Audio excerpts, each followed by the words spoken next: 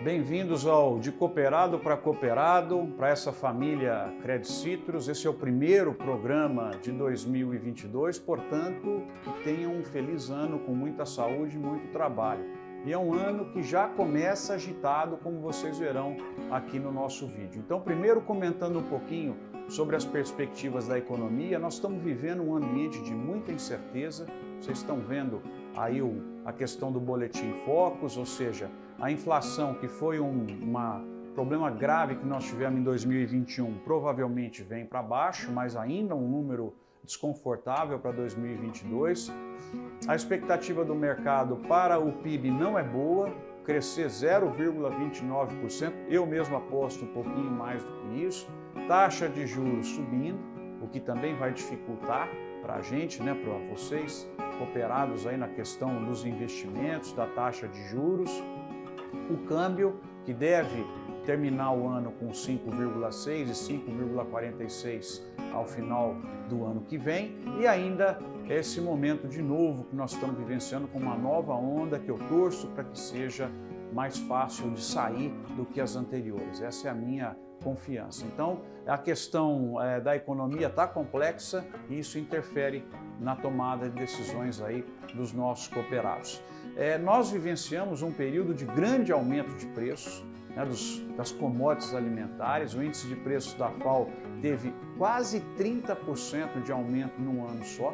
Os cereais aumentaram 27%, óleo 65%, o açúcar subiu 30%, as carnes e produtos lácteos também subiram no mundo e subiram muito aqui no Brasil, atrapalhando, gerando aquela inflação que nós comentamos aqui anteriormente. Então esse é um ponto de preocupação e tudo indica que devem continuar altos no ano de 2022. Bom, vamos agora ao que está acontecendo com a nossa safra, e aí a coisa pega porque tem muita mudança aí que a gente tem que estar de olho, Então, a Conab já soltou a estimativa, veio em 284,4 milhões de toneladas. Nós chegamos à esperança que podíamos ter 300, mas já começou a cair, fruto das questões climáticas. Tem gente achando até que essa estimativa é conservadora em relação à queda. Então, nós tivemos um crescimento fantástico de área, 4,5%, passando de 72 milhões de hectares, mas vejam vocês que na soja já caiu um pouco a estimativa, caiu cerca de 3 milhões de toneladas, e no milho também caiu a estimativa praticamente em 4,5 milhões de toneladas. A gente viu que tragédia o clima no Rio Grande do Sul, no Paraná, com as principais perdas, mas perdas também no Mato Grosso do Sul, principalmente na parte sul e em Santa Catarina. Quem vem vindo bem, um pouco a influência climática, até porque ele está localizado em regiões onde o clima tem ajudado, é o algodão. Então, quando você olha para o planeta, essa atrapalhada que o clima está dando no Brasil, na Argentina, no Paraguai, já está interferindo. O USDA soltou a estimativa. Então, para o milho nós vamos ter 1,2 trilhão de toneladas, o valor já está um pouquinho menor, e a revisão veio na oferta do Brasil, que caiu 3 milhões de toneladas, também caiu na Argentina, caiu na União Europeia, e os estoques com isso vão ficar um pouquinho maiores, e eles estavam esperando que os estoques ficassem bem maiores. Então isso daí está fazendo com que o preço do milho suba. Nós vamos ficar agora na dependência da segunda safra do Brasil. No caso da soja também, eles derrubaram um pouco a produção, principalmente por causa do Brasil, onde eles já tiraram 5 milhões de toneladas da nossa produção. Na Argentina eles tiraram 3 milhões de toneladas, então esse é o ponto, o estoque ficando um pouquinho abaixo do que estava do ciclo 2021. Então a soja está aí já, nós não temos na soja variável que a gente tem no milho, que é a segunda safra. Então o quadro da soja eu acho que é de maior estabilidade aí em relação ao milho, que pode variar muito mais o preço dependendo de como for a segunda safra do Brasil. Vale destacar que as exportações foram recordes, nós fechamos 2021 com a melhor performance do agro brasileiro, né? Dezembro foi um mês fantástico, cresceu 36% a nossa exportação, tanto em volume quanto em preço em relação a dezembro do ano passado. Excelente. Soja, em dezembro, 2,26 bilhões, carnes em segundo lugar com 1,67 bilhões, crescendo 11%, produtos florestais também com um crescimento importante, cereais e o complexo sucroenergético em quinto lugar, caindo um pouquinho em relação ao que foi o ano passado, mas também com esse valor contribuindo para alcançar esse número. Então, acho que assim, fechamos 21 com uma performance fantástica. A renda no campo de 1,13 trilhão de reais e uma exportação de 120,6 bilhões de dólares. Se tem alguém que contribuiu, meu querido cooperado Credit Citrus, com o Brasil em 2021, foi o agro. Em relação a preços, o que a gente pode esperar? Tem completa ligação com o que eu expliquei antes. Então, o milho vai depender da performance da segunda safra e no caso da soja nós vamos ter que olhar como que vai ser essa parte final, como que vai terminar a colheita e as produtividades, que a gente sabe como o clima e as chuvas, né, foram irregulares aí. Então, a soja ao redor de R$ 173 a saca para junho e você já pode comercializar para 22 e 23 com preços relativamente estáveis, um pouquinho menores, né?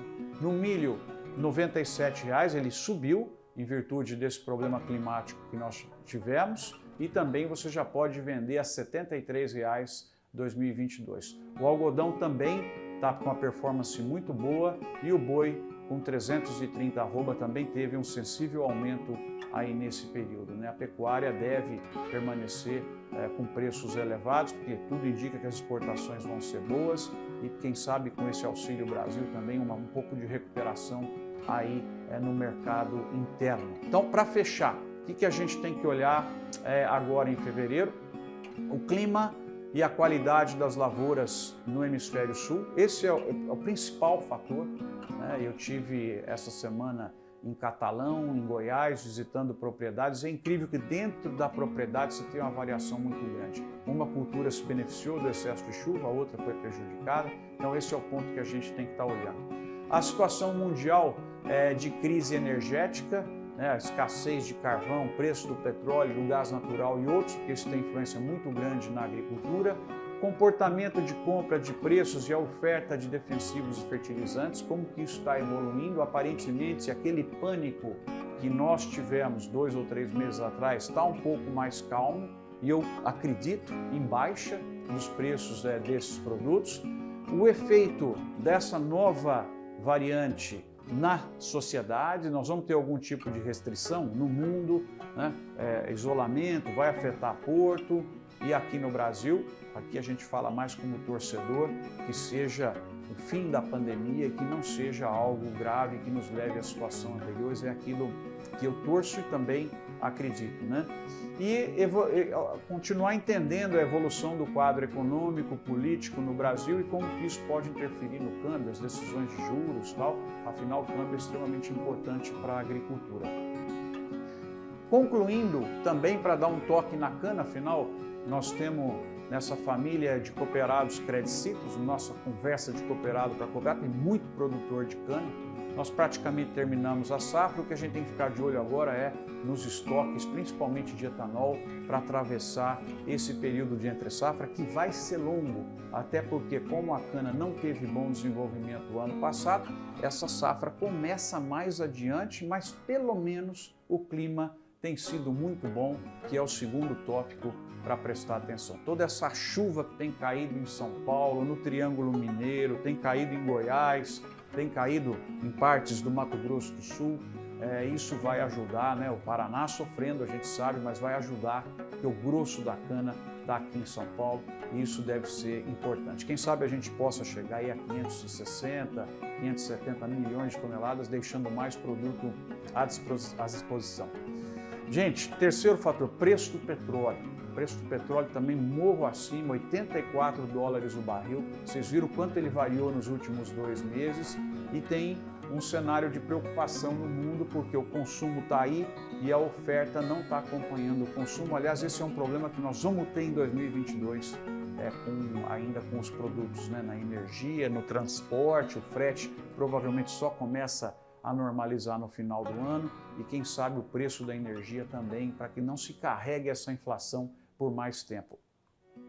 Os preços do açúcar, nesse mês eles caíram para a leitura que o Brasil vai produzir mais.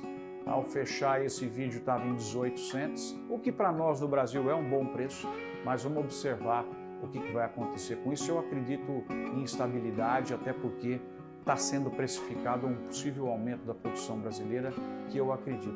E por fim, pessoal, a crise dos insumos, né, dos fertilizantes, defensivos, todos que serão usados aí na cana para reforma, né, para a própria tocar a lavoura. Esse é um ponto que ainda está na tela e nós temos que observar nesse mês de fevereiro o que vai acontecer com os preços. Eu já compartilhei com vocês a minha opinião. Eu acho que a partir da metade do ano você tem uma normalização e eles começam a cair. Mas para a cana que tem que usar, a gente sabe bastante, a partir de março, abril, maio, ainda vai pegar valores bastante altos. Então esses eram os comentários do que a gente tem que observar lá adiante.